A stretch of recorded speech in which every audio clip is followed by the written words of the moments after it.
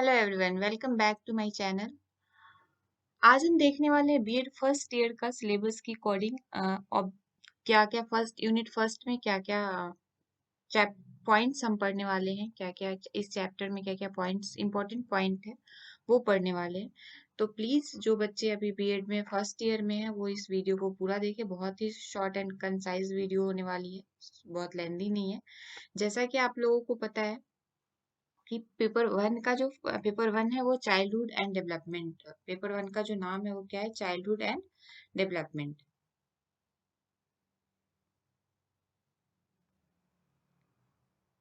Paper one में 80 marks का paper one होता है, 20 मार्क्स इंटरनल के लगते हैं, ठीक है। पेपर वन में जो पहला यूनिट है, पहले यूनिट का जो चैप्टर पहला यूनिट है educational psychology, growth and development. Educational psychology पढ़नी है, इसमें ग्रोथ एंड डेवलपमेंट पढ़ती है।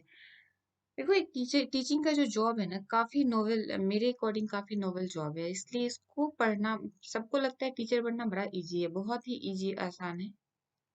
तो अगर आप एक अच्छा टीचर बनते हो ना तो लाइफ लॉन्ग लर्नर होते हो। और एक शिक्षक के बगैर मतलब आप कल्पना नहीं कर सकते हो कि एक सभ्य समाज और समृद्ध समाज, अगर एक अच्छा टीचर है तभी एक सभ्य और समृद्ध समाज की कल्पना हम कर सकते हैं। इसीलिए टीचिंग जॉब को, शिक्षक की जॉब को, शिक्षण की जॉब को मैं काफी नोबल मानती हूँ। Growth and development, sorry, educational psychology, growth and development का हम इस चैप्टर में पढ़ेंगे। इसके objectives, meaning of psychology, branches of psychology, educational psychology, purpose and principle of teaching and learning. जो हिंदी वाले बच्चे हैं वो भी वेट करें, क्योंकि हिंदी में भी है, ऐसा नहीं है। कुछ टर्म्स, इसमें जो टर्म्स है वो इंग्लिश में भी आप पढ़ सकते हो, हिंदी में भी पढ़ सकते हो। एग्जाम में फ्लेक्सिबिलिटी होती है, जिस लैंग्वेज में आपकी प्रोफिशिएंसी अच्छी है उस लैंग्वेज में आप एग्जाम लिख सकते हो। चाहे आप हिंदी मीडियम हो, चाहे आप इंग्लिश मीडियम हो, एग्जाम आप ऑप्ट कर सकते हो अपने लैंग्वेज कन्वीनियंस के अकॉर्डिंग। तो जो हमारा नेक्स्ट पॉइंटर होने वाला है वो है purpose and principle of teaching and learning. Meaning of growth and development, ये तो बहुत ही इम्पोर्टेंट है। इधर बीएड हो गया आपका, एमएड हो गया, या सीटेट के लिए तो ये आप कहते हो ना रामबाण, अगर इसको आपने कर लिया तो आपके को का बहुत सारा मतलब बहुत सारे टॉपिक को आप क्लियर कर जाते हो। ग्रोथ एंड डेवलपमेंट से ये बड़ा इजी लगता है देखने में, लेकिन इस क्रिटिकल उतना ही क्रिटिकल है इसको कंप्लीट समझने में। Difference between growth and development, importance of growth and development. अब जैसा कि आप मैंने कहा बहुत ही इजी लगता है इसको देखना, ग्रोथ एंड डेवलपमेंट को, लेकिन जब इसको पढ़ने लगते हो, इसको अंडरस्टैंड करने लगते हो, तो ये अपने आप में एक क्रिटिकल होते जाता है, जब तक कि आप इसको बहुत अच्छे से समझ ना जाओ। तो इसमें ये ग्रोथ एंड डेवलपमेंट, ये तो आप गांठ बांध लेना कि आप बीएड कर रहे हो, आप एक फ्यूचर टीचर हो, और इसको पढ़ना ही पढ़ना है जब तक कि आपकी सीटेट क्वालिफाई नहीं हो जाता है। Human development process, human development process क्यों पढ़ना है? आप ये सोचोगे कि ह्यूमन डेवलपमेंट प्रोसेस बच्चों के लिए क्या यूज है, तो जब आप पढ़ोगे तो आपको पता चलेगा कि कितना इंटरेस्टिंग है इसको जानना, कि बच्चों के साइकोलॉजी को समझने के लिए, चाइल्ड साइकोलॉजी को समझने के लिए ह्यूमन डेवलपमेंट प्रोसेस समझना कितना जरूरी है। इस आज की वीडियो में मैं सिर्फ टॉपिक बताने वाली हूँ, क्या क्या टॉपिक इस यूनिट में, इस चैप्टर के लिए रहने वाला है।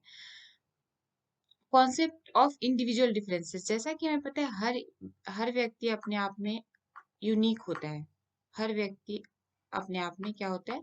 यूनिक होता है। तो इंडिविजुअल डिफरेंसेस पढ़ना उसी के कड़ी में एक इम्पोर्टेंट पॉइंट है। बायोलॉजिकल, हर ह्यूमन का फिजियोलॉजी, बायोलॉजी अलग अलग एस्पेक्ट्स में होता है, ये भी इसमें पढ़ाया जाता है। Psycho analytical, cognitive implications, cognitive development, attention factor, span of attention and inattention and distraction, concept concept formation type। इतने पॉइंट्स हमें इस वाले चैप्टर में पढ़ना है। अब हिंदी वाले बच्चे भी एक बार इसको देख सकते हैं, वीडियो को पॉज करके इसको लिख भी सकते हैं पॉइंटर, क्योंकि जब भी आप बीएड में नोट्स बनाना है, यानी बीएड में अगर आपको 90% स्कोर करना है, तो सबसे जरूरी है आप एक अच्छे से अच्छा नोट्स बनाओ और उसके अकॉर्डिंग अपनी पढ़ाई शुरू करो। तो सबसे पहले अगर आप पेपर वन लेते हो, पेपर वन लेने के बाद आपको लगता है कि हाँ पेपर 1 मुझे करना है, तो उसके ऐसी जैसे मैंने इसको लिखा है ऐसी आप एक नोट बना लो कि मुझे इस चैप्टर में ये चीजें पढ़नी है। मुझे इस चैप्टर में ये इन चीजों को डिस्कस करना है, अपने टीचर से डिस्कस करना है, अपने फ्रेंड से डिस्कस करना है। Discussion as a teacher, as a future teacher, आपको सबसे ज्यादा डिस्कशन पे फोकस करना है, अपने पीयर ग्रुप के साथ इन्वॉल्व होना है। क्लासेस में देखो, बीएड के क्लास में अगर आप जाते हो तो क्लासेस में बहुत कम लेक्चर आप अटेंड कर पाओगे, जाओगे आपको रियलिटी पता चलेगी। लेकिन अगर आप अपने दोस्तों के साथ इसी को एक टास्क की तरह लेते हो और डिस्कस करते हो, एक एक टॉपिक डिस्कस करते हो, जैसे चलो मनोविज्ञान का अर्थ क्या है, इसकी कितनी शाखाएं हैं, आज हम इसको पढ़ लेते हैं, इसको देख लेते हैं, इसको समझ लेते हैं। शैक्षिक मनोविज्ञान क्या है, साइकोलॉजी में कितने branches, different kind of branches होते हैं, ये सारी चीजें अगर आप डेली डिस्कस करते हो तो 90+ लाने से कोई आपको नहीं रोक सकता। और हाँ, टीचर बनने के लिए किसी किसी स्टेट में जहाँ पे सिर्फ मेरिट बेस पे आपकी सिलेक्शन होती है, वो वहां पे स्कोर काफी इंपॉर्टेंट हो जाता है। ठीक है, इसी तरीके से जैसे मैंने इस चैप्टर का एक ब्रीफ वो बनाया है कि ये पॉइंट हमें पढ़ना है, ये पॉइंट ऐसी एज इट इज आप के अकॉर्डिंग लिख लोगे अपने कॉपी में। और ध्यान रहे ये अब हम डेली चैप्टर वाइज पढ़ाई करेंगे, एक चैप्टर, उसके पॉइंटर्स, उसके इम्पोर्टेंट क्वेश्चन और उसके इम्पोर्टेंट टॉपिक को हम डिस्कस करते हुए बढ़ेंगे, जैसे एक कॉलेज के क्लासरूम में होता है। जैसे एक कॉलेज के क्लासरूम में होता है वैसे आप शुरू से, मतलब फर्स्ट डे से आपको यहाँ पे हर चीज, हर वीडियो एक एक टॉपिक पे मिल जाएगी आपको।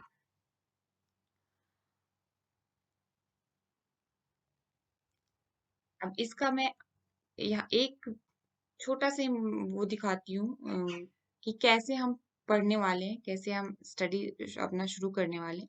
जैसे कि मैंने बताया ऑब्जेक्टिव, पहला पॉइंटर मेरा जो था वो ऑब्जेक्टिव था।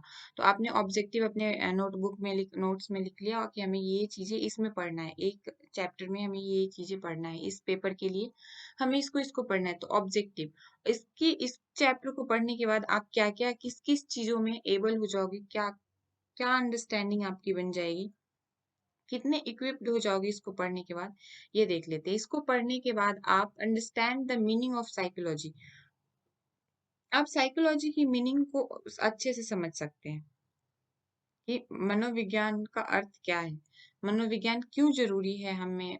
Identify the importance of educational psychology, education हम एजुकेशन में यानी शिक्षण में हमें साइकोलॉजी को क्यों निहित करना पड़ा, क्यों ऐड करना पड़ा, ये आप समझ सकते हो। Explain the human development process, human development की प्रोसेस को आप एक्सप्लेन कर सकते हो। ग्रोथ एंड डेवलपमेंट में आप डिफरेंशिएट कर सकते हो कि ग्रोथ क्या, ग्रोथ और डेवलपमेंट सेम टर्म है या दोनों में डिफरेंस है, क्या डिफरेंस है, ये भी आप इस चैप्टर को पढ़ने के बाद एबल हो जाओगे।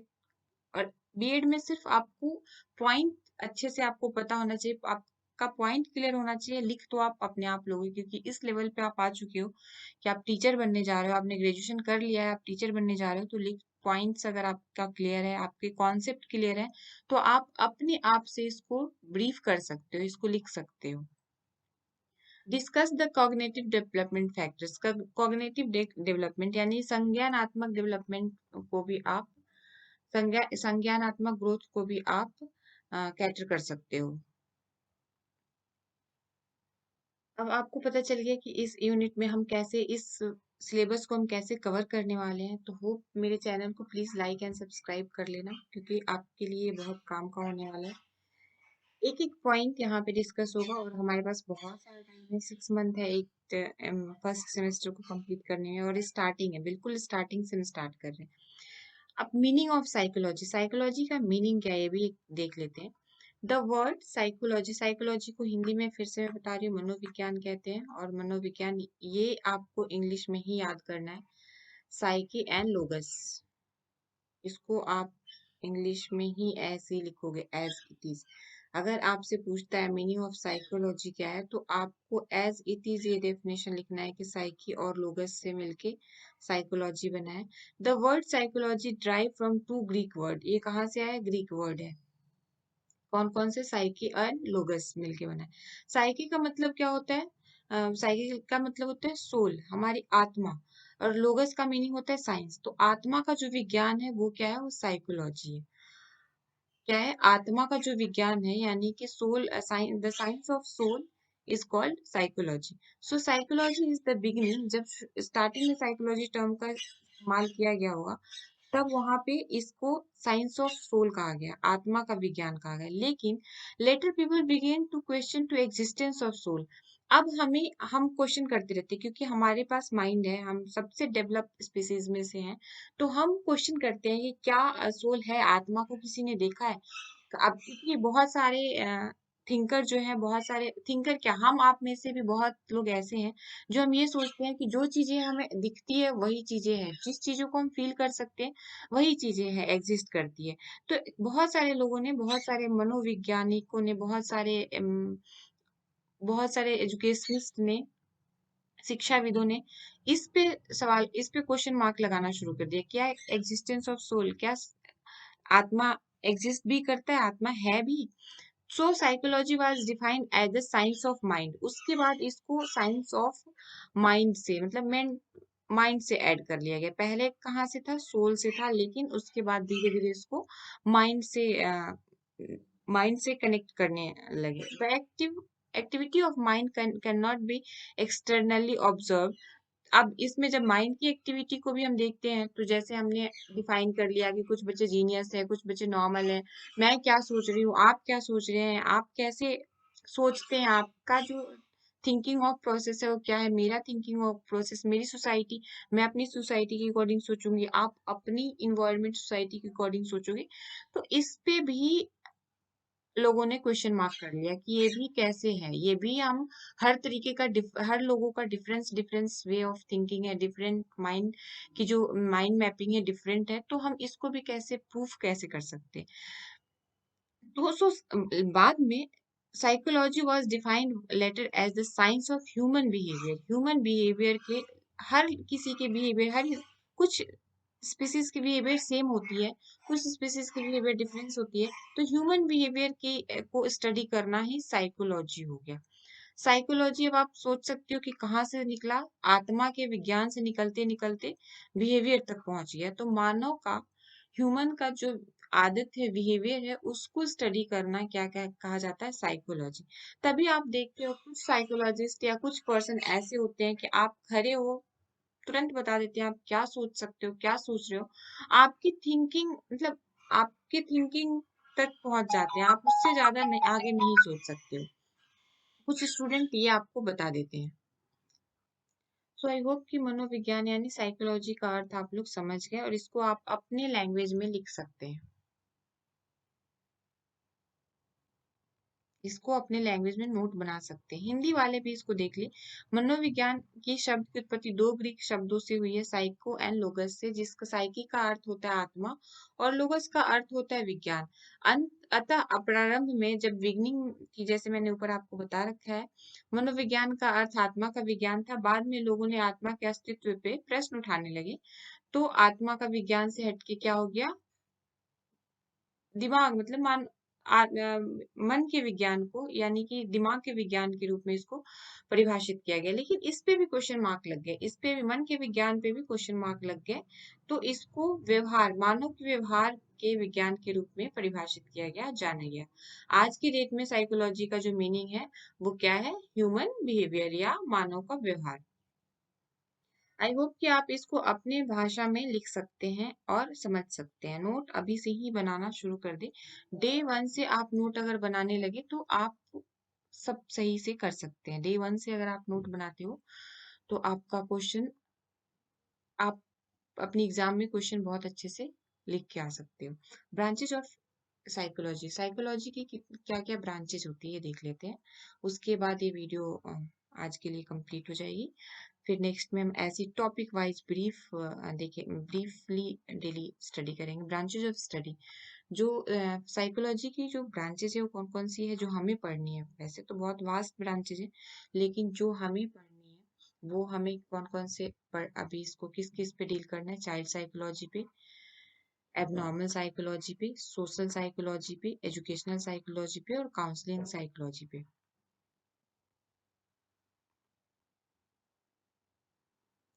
और इंडस्ट्रियल साइकोलॉजी पे। इन पे हमें अभी मेन फोकस करना है। कौन कौन से, एक बार फिर से मैं रिपीट करती हूँ।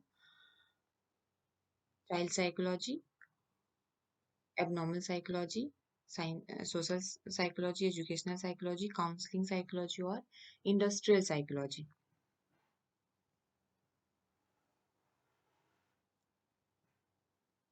जैसे जैसे ज्ञान के विभिन्न विषयों का हिंदी वाले एक बार इस हिंदी में भी नोट अपना बना ले, इसको देख के वीडियो को पॉज करें और उसको आराम से अपनी कॉपी में लिख ले कि क्या क्या हमें पढ़ना है। इसको अभी डिफाइन नहीं किया जा रहा है, एक एक टर्म्स को हम अपने नेक्स्ट वीडियो में डिफाइन करेंगे। So please be connected with us. आप कनेक्ट रहिए और जो भी आपको लगता है कि ये आपके लिए हेल्पफुल होने वाला है तो आप प्लीज